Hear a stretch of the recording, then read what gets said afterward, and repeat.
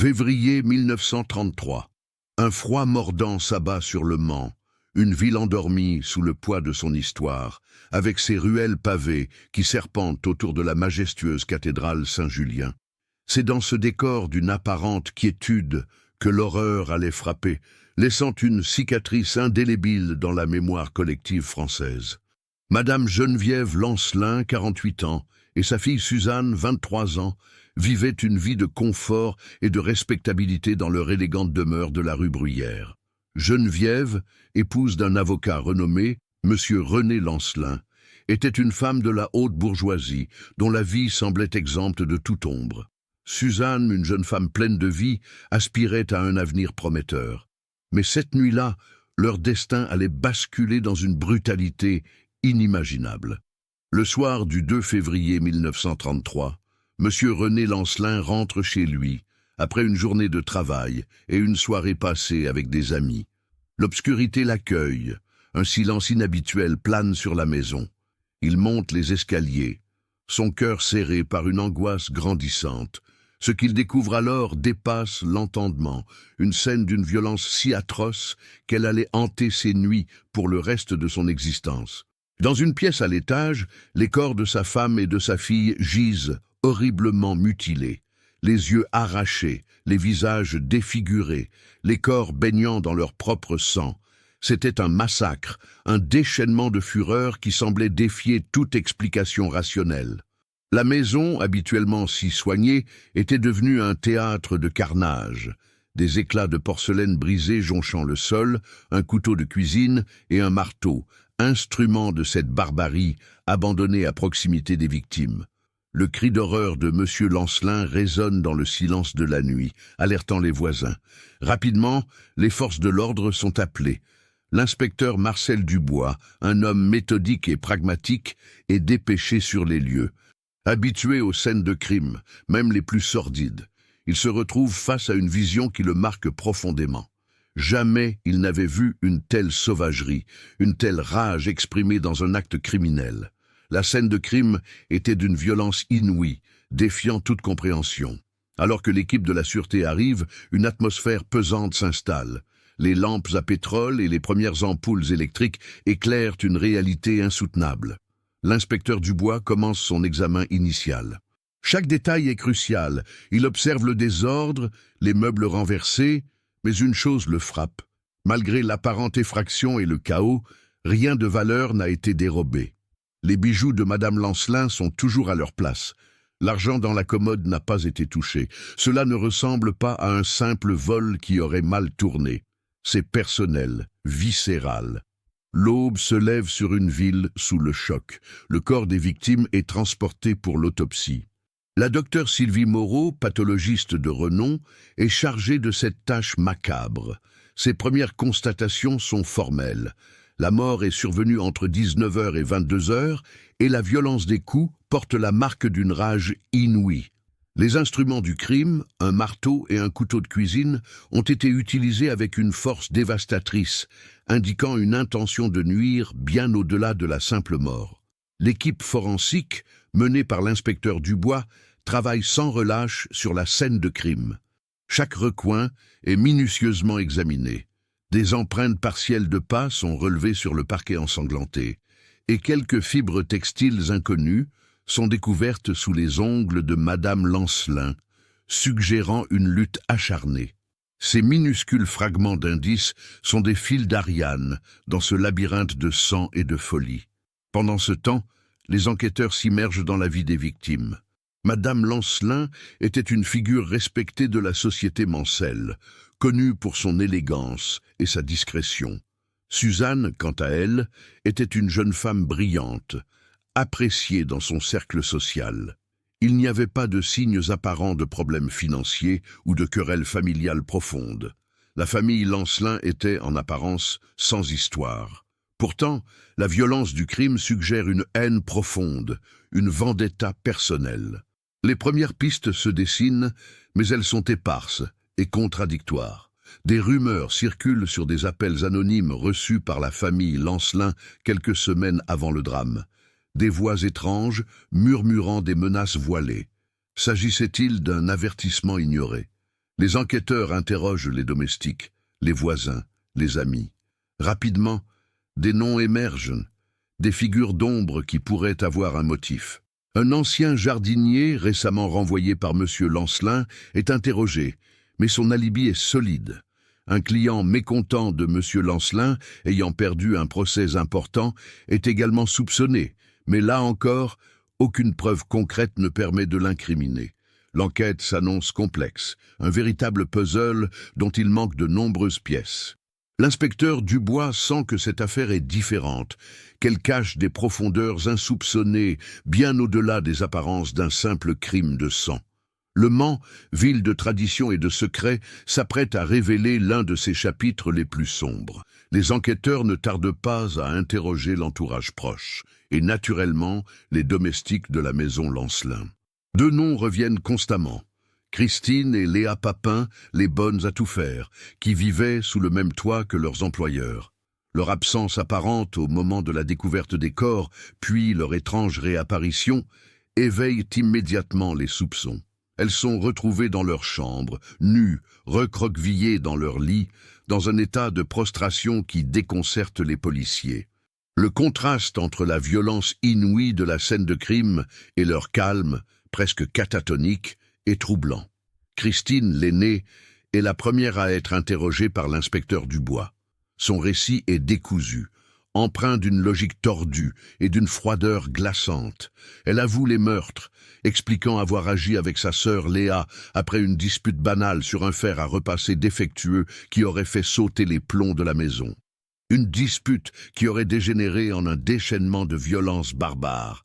Léa, plus jeune et plus effacée, confirme la version de sa sœur, mais son regard fuyant et ses silences pèsent lourd. Le mobile, un simple incident domestique, semble dérisoire face à l'horreur des actes. Comment un fer à repasser pouvait-il déclencher une telle folie meurtrière? C'est la question qui hante l'inspecteur Dubois. Les expertises forensiques confirment rapidement que les empreintes de pas relevées sur le sang appartiennent bien aux sœurs Papin. Les fibres textiles sous les ongles de Madame Lancelin sont identifiées comme provenant des uniformes de bonne qu'elle portait ce soir-là. Les preuves matérielles s'accumulent, accablantes. Les instruments du crime, le marteau et le couteau, portent leurs empreintes. Il n'y a plus aucun doute sur l'identité des coupables.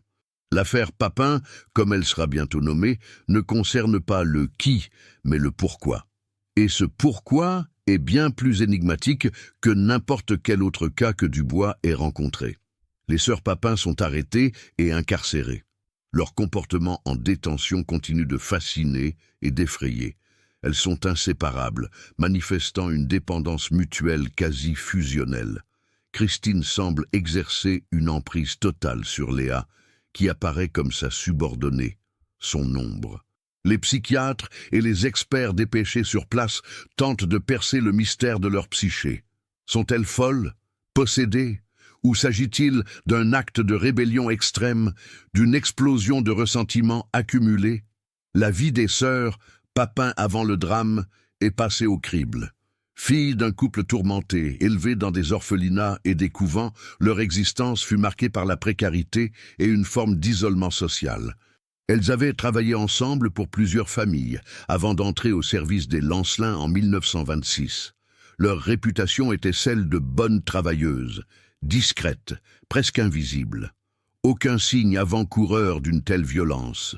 Pourtant, des témoignages émergent, décrivant une relation tendue entre les sœurs et leurs employeurs.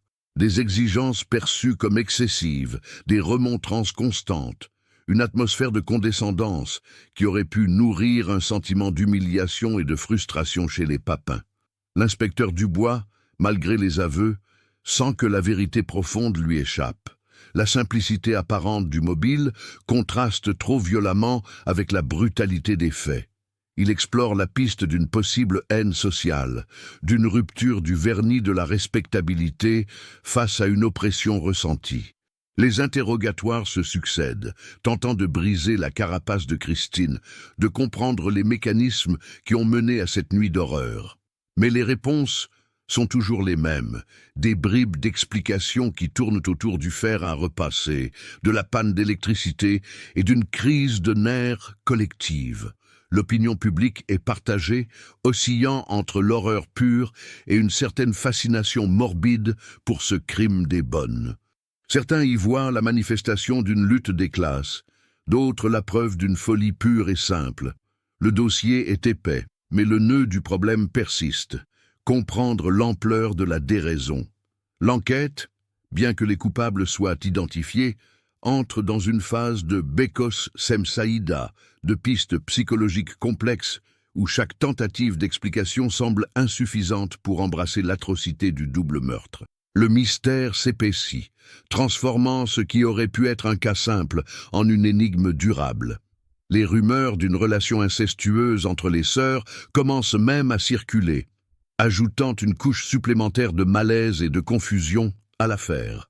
La société française est choquée et le nom des sœurs Papin devient synonyme d'une terreur indicible, d'une violence insensée qui défie la raison humaine. L'inspecteur Dubois se sent piégé dans les limbes d'une psyché tordue, cherchant des motifs là où il ne semble y avoir que le vide abyssal de la folie. L'affaire Papin, devenue le centre de toutes les conversations, déchaîne les passions. Le Mans, et bientôt toute la France, est divisée. Pour certains, c'est l'illustration d'une lutte de classe exacerbée, un acte de rébellion sanglante de la part de domestiques opprimés par une bourgeoisie arrogante. Des intellectuels, dont Jean-Paul Sartre et Simone de Beauvoir, s'emparent de l'histoire, la transformant en un manifeste contre les injustices sociales. Pour d'autres, c'est l'œuvre de la folie pure, une explosion de démence inexplicable, sans motif rationnel. L'inspecteur Dubois, lui, se débat avec ses interprétations. Il a les coupables, les preuves sont irréfutables, mais le pourquoi reste un abîme. Les interrogatoires se poursuivent, mais les sœurs restent enfermées dans leur bulle, leur récit oscillant entre l'aveu froid et des explications confuses. Christine, la plus âgée, domine les échanges, sa sœur Léa ne faisant qu'acquiescer, un regard perdu dans le vide. Les experts psychiatres peinent à établir un diagnostic clair. Ils parlent de troubles psychiques graves, d'une folie à deux, une folie partagée où l'une nourrit les délires de l'autre. La relation fusionnelle des sœurs, leur isolement social, leur passé difficile, tout est analysé pour tenter de percer cette façade impénétrable. Mais aucune théorie ne semble totalement satisfaisante pour expliquer l'ampleur de la violence. Le procès s'ouvre en septembre 1933, à peine 7 mois après le crime. La salle d'audience est bondée, l'attention médiatique est sans précédent. Les sœurs Papin comparaissent vêtues de noir, le visage impassible. Christine maintient sa version des faits, décrivant la dispute autour du fer à repasser, la panne d'électricité et l'escalade soudaine de la violence. Elle raconte comment elle a arraché les yeux de Madame Lancelin, un détail qui glace le sang de l'Assemblée. Léa, elle, reste silencieuse la plupart du temps, ne prononçant que quelques mots à l'appui des dires de sa sœur. Leurs avocats tentent de plaider la folie, de souligner leur aliénation mentale, mais la brutalité des faits pèse lourdement. L'inspecteur Dubois assiste au débat, son regard scrutant les sœurs, cherchant une étincelle de remords, un signe de compréhension. Il ne trouve que cette étrange indifférence, ce vide, le Beko Semsaïda de cette enquête, c'est l'incapacité de la justice à sonder les abysses de l'âme humaine. Les preuves matérielles sont là, les aveux aussi, mais le mobile, ce ressort psychologique qui pousse à un tel acte, demeure insaisissable. Le tribunal est confronté à un dilemme. Punir la folie ou la barbarie? La société réclame une réponse, une explication simple à un acte complexe. 035, les témoins se succèdent, décrivant la vie des Lancelin, leur réputation impeccable, le choc de la communauté. Des amis proches, comme Monsieur et Madame Pécresse, racontent leur stupeur. C'était une famille sans histoire, dignat respecté, témoigne Monsieur Pécresse, la voix brisée. Jamais nous n'aurions imaginé une telle horreur. C'est incompréhensible. Ces témoignages renforcent l'image d'un crime qui ne trouve pas sa place dans le tissu social de l'époque. La victime, Madame Lancelin, est dépeinte comme une femme exigeante mais juste, une maîtresse de maison soucieuse de l'ordre, mais pas tyrannique. Ces descriptions ne semblent pas justifier la haine viscérale manifestée par les sœurs, Le verdict tombe. Christine Papin est condamnée à la peine de mort. Léa Papin a 10 ans de travaux forcés, avec une réduction de peine pour sa participation jugée moins directe et sa soumission à l'influence de sa sœur. La sentence est lourde, mais la question du pourquoi demeure. L'affaire est classée, les coupables désignés, mais l'ombre du mystère plane toujours sur le Mans. L'inspecteur Dubois, malgré la résolution du cas, ne peut se défaire d'un sentiment d'inachevé. Il a le comment et le qui, mais le pourquoi reste une blessure ouverte, une énigme non résolue dans son esprit. Les motivations profondes, les traumatismes enfouis, la complexité de la relation entre les sœurs, tout cela est relégué au second plan par la nécessité de clore l'affaire. Christine Papin voit sa peine de mort commuée en travaux forcés à perpétuité, mais sa santé mentale se détériore rapidement en prison. Elle est transférée à l'asile de Rennes, où elle sombre dans un état catatonique, refusant de s'alimenter, hantée par ses démons. Sa fin est tragique et solitaire, loin de sa sœur. Léa, quant à elle, après sa libération, disparaît des radars. L'enquête, dans sa forme officielle, est close. Mais pour l'inspecteur Dubois et pour beaucoup d'autres, l'affaire Papin n'est pas vraiment terminée. Elle devient une légende urbaine, un conte macabre que l'on se chuchote, une cold case avant l'heure, où la brutalité des faits éclipse la compréhension des motifs. L'histoire des Lancelin et des Papin s'inscrit dans les annales judiciaires comme un rappel troublant des profondeurs inexplorées de la psyché humaine et des failles d'un système cherchant des réponses simples à des questions complexes. La vie de Madame Geneviève Lancelin et de sa fille Suzanne, si brutalement interrompue, reste gravée dans la mémoire de ceux qui les ont connus. René Lancelin, le père et époux dévasté, ne se remettra jamais de la tragédie. Il quitte le Mans peu après, emportant avec lui le poids d'un deuil insurmontable et le souvenir lancinant d'une violence insensée. Ses amis et collaborateurs, comme le directeur de l'école où Suzanne avait étudié, évoquent une perte irréparable pour la communauté.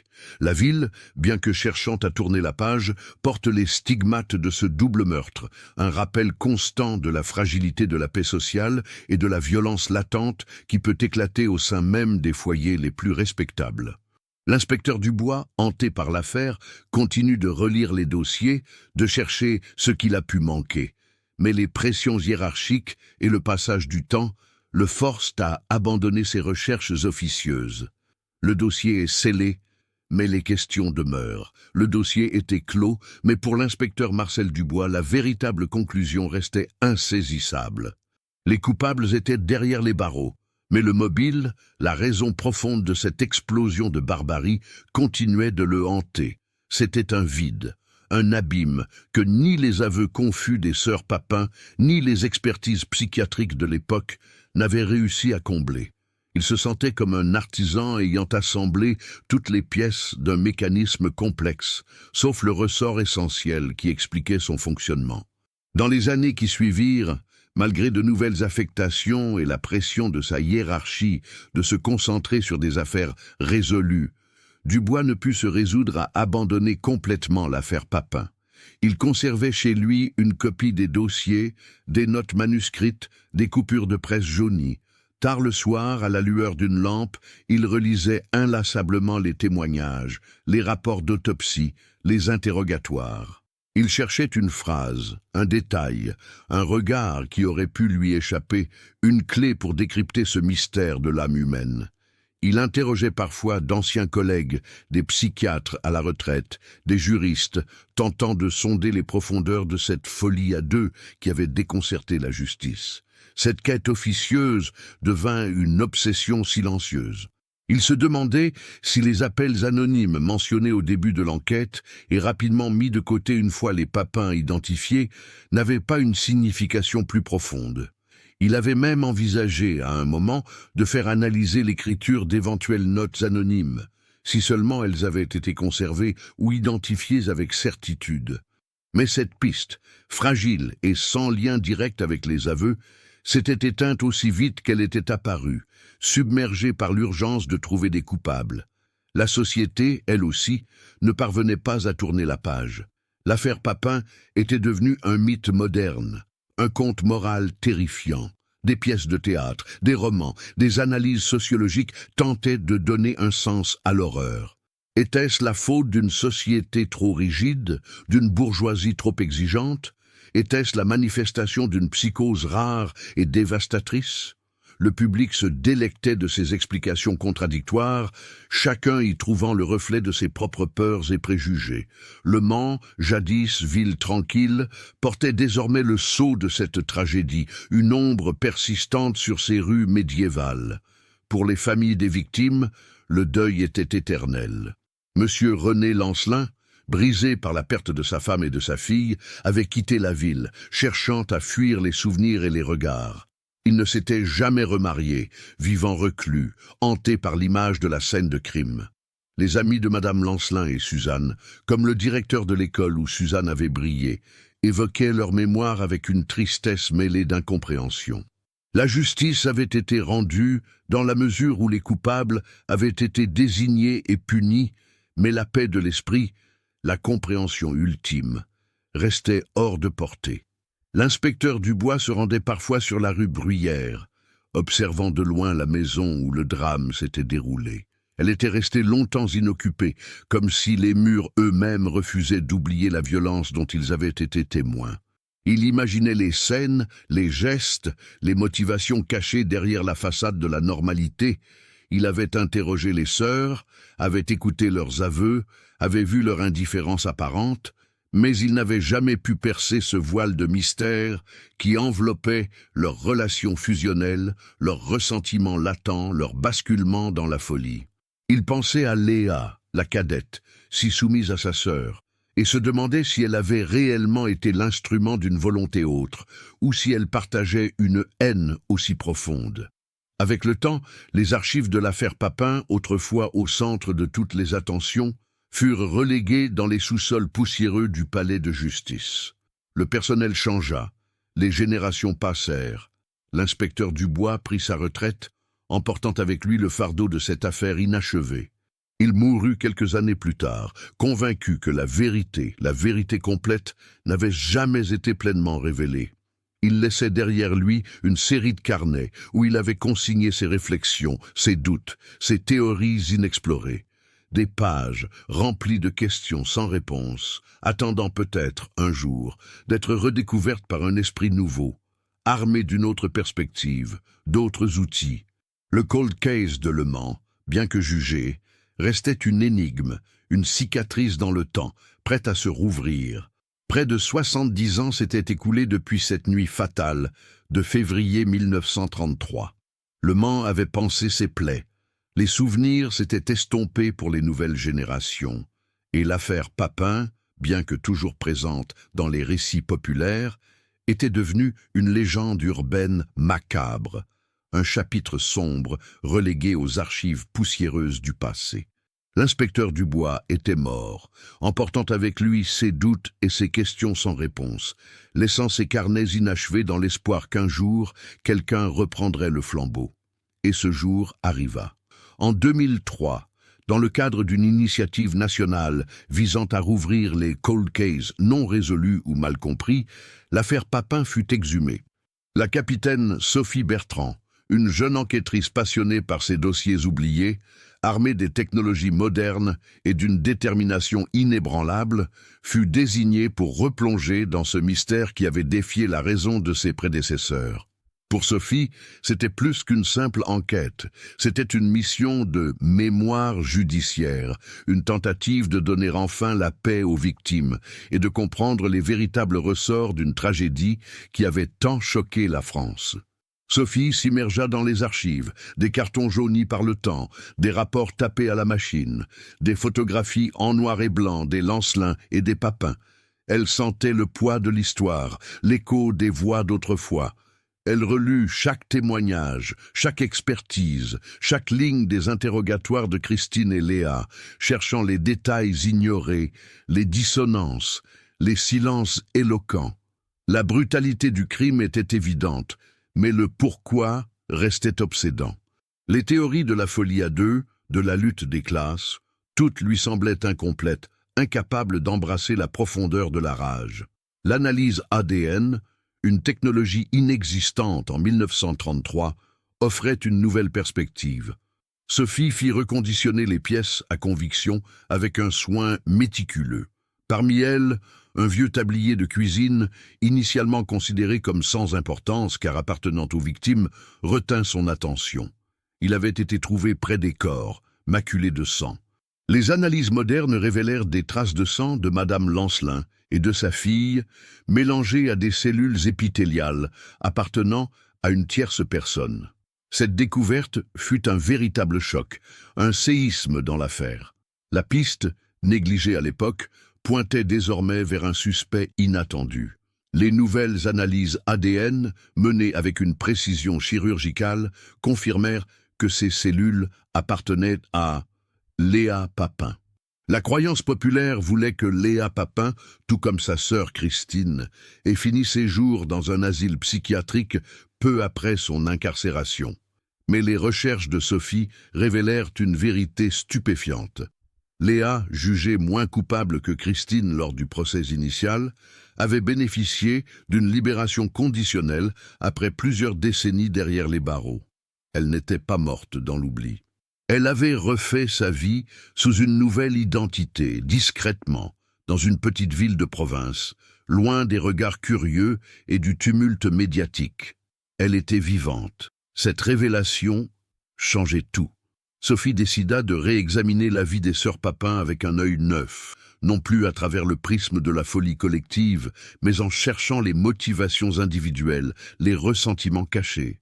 Elle exhuma des journaux intimes retrouvés dans l'ancien domicile des sœurs, des documents jamais exploités à fond par l'enquête de 1933, qui n'avaient pas les outils pour sonder les abysses psychologiques. Ces écrits, rédigés par Léa elle-même, décrivaient une jalousie rampante envers les Lancelin, une fascination morbide pour leur vie bourgeoise, un sentiment d'humiliation constante face à la condescendance perçue de ses employeurs. Il ne s'agissait pas seulement d'une dispute sur un fer à repasser, c'était une obsession nourrie par une spirale de ressentiment et de rejet professionnel qui avait culminé dans une explosion de violence inouïe, bien au-delà de ce que les enquêteurs de 1933 avaient pu concevoir ou prouver. Le pourquoi insaisissable de Dubois commençait à prendre une forme sinistre, révélant une connexion personnelle et obsessionnelle entre Léa et Madame Lancelin. La capitaine Bertrand venait de trouver le fil d'Ariane pour démêler ce cold case, vieux de 7 décennies. La justice tardive était en marche. La capitaine Bertrand, avec le poids de ses révélations et l'écho des journaux intimes de Léa Papin, savait qu'elle tenait enfin le fil qui pourrait dénouer cette affaire vieille de plusieurs décennies. Le tablier, avec les cellules épithéliales de Léa mêlées au sang des Lancelin, était la preuve scientifique irréfutable que Marcel Dubois n'avait jamais pu obtenir. Mais il fallait aller plus loin, confirmer l'identité de cette femme âgée et discrète et comprendre l'ampleur de son rôle dans l'horreur de 1933. Sophie mobilisa les ressources de la police scientifique moderne. Les anciennes pièces à conviction, précieusement conservées malgré le temps, furent soumises à de nouvelles expertises. Les empreintes partielles de pas relevées à l'époque, qui n'avaient pu être qu'associées aux sœurs Papin, furent numérisées et analysées avec des techniques de reconstruction digitale de pointe. Ces analyses permirent de confirmer la morphologie des pieds de Léa Papin, corroborant sa présence active et violente sur la scène du crime. De minuscules fibres textiles, jadis simplement identifiées comme appartenant aux uniformes des bonnes, furent réexaminées avec des microscopes électroniques, révélant des colorants et des structures moléculaires spécifiques qui, cumulées, renforçaient la certitude de leur origine et de leur transfert lors de la lutte. Chaque fragment, chaque trace, jadis une simple piste, devenait une preuve accablante sous le regard des nouvelles technologies. La tâche la plus délicate restait de localiser Léa Papin. Les registres d'état civil furent passés au crible, les archives de libération conditionnelles et les changements de nom minutieusement étudiés. Il fut découvert que Léa Papin avait, après sa libération, changé son identité pour devenir Madame Jeanne Lavigne et s'était installée dans une bourgade discrète du sud-ouest de la France, loin de la notoriété macabre de son passé. Une petite localité où elle menait une vie effacée, presque invisible, sous le soleil de l'Occitanie. Une équipe de surveillance fut dépêchée sur place. Sophie voulait une approche méthodique, sans précipitation. Pendant plusieurs semaines, les agents observèrent Jeanne Lavigne. Une femme âgée, aux cheveux blancs, vivant seule dans une petite maison avec un jardin bien entretenu. Elle fréquentait le marché local, achetait son pain à la boulangerie du village et passait ses après-midi à lire sur un banc public, observant le monde avec un détachement troublant. Aucun signe extérieur de la violence qu'elle avait commise, aucune trace apparente de son passé monstrueux. C'était une image de parfaite banalité qui contrastait si violemment avec les scènes décrites dans les rapports de 1933. L'objectif était clair, obtenir un échantillon d'ADN direct de Jeanne Lavigne pour une comparaison finale et incontestable avec les cellules retrouvées sur le tablier des Lancelins. L'occasion se présenta un après-midi ensoleillé. Jeanne Lavigne, après avoir pris un café dans l'unique bistrot du village, laissa sa tasse sur la table avant de partir. Un agent, déguisé en employé municipal, récupéra la tasse, la plaça dans un sac scellé et l'envoya en urgence au laboratoire. L'attente fut insoutenable pour Sophie Bertrand. Chaque heure passée était un mélange d'espoir et de crainte que cette piste si prometteuse ne mène à un nouveau Beko Semsaïda. Quelques jours plus tard, l'appel tant attendu arriva. Les résultats étaient formels, sans équivoque. L'ADN prélevé sur la tasse de café de Jeanne Lavigne correspondait parfaitement à celui des cellules épithéliales trouvées sur le tablier de cuisine des Lancelins. C'était la confirmation absolue. Jeanne Lavigne était bien Léa Papin et son ADN était lié de manière irréfutable à la scène du double meurtre de 1933. 70 ans après l'horreur, la science avait enfin apporté la preuve manquante, le chaînon ultime qui reliait le passé au présent. Le mystère du pourquoi restait à élucider, mais le qui était désormais gravé dans les molécules. La capitaine Bertrand sentait la tension monter. La confrontation était inévitable. La vérité, si longtemps enfouie, était sur le point d'éclater au grand jour, même si cela signifiait rouvrir de vieilles blessures et défier la légende. La capitaine Bertrand n'attendit pas. Forte des preuves ADN et des journaux intimes, elle se rendit personnellement dans la petite ville de province. L'arrestation de Jeanne Lavigne, alias Léa Papin, fut dénuée de drame physique. La vieille femme, alertée par la présence des policiers, les attendit sur le pas de sa porte. Un calme troublant sur son visage ridé. Elle ne nia pas son identité, prononçant simplement, d'une voix éteinte, « Je savais que ce jour viendrait ». L'interrogatoire, mené avec patience par Sophie, fut une plongée dans les abîmes d'une âme longtemps murée.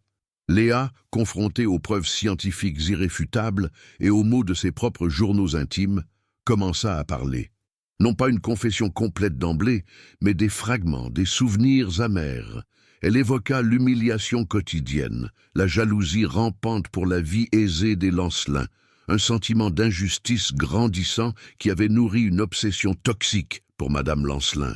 Le fameux fer à repasser n'était qu'une étincelle sur un baril de poudre de ressentiment accumulé.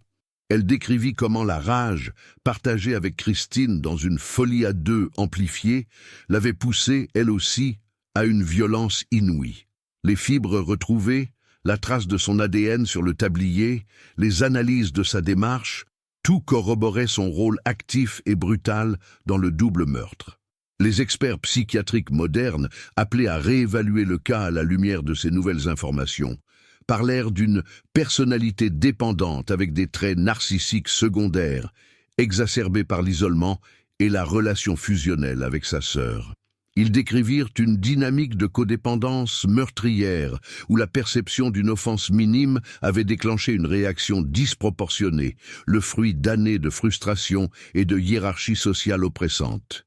Pour la capitaine Bertrand, la confrontation avec Léa Papin n'aboutit pas à un nouveau jugement pénal.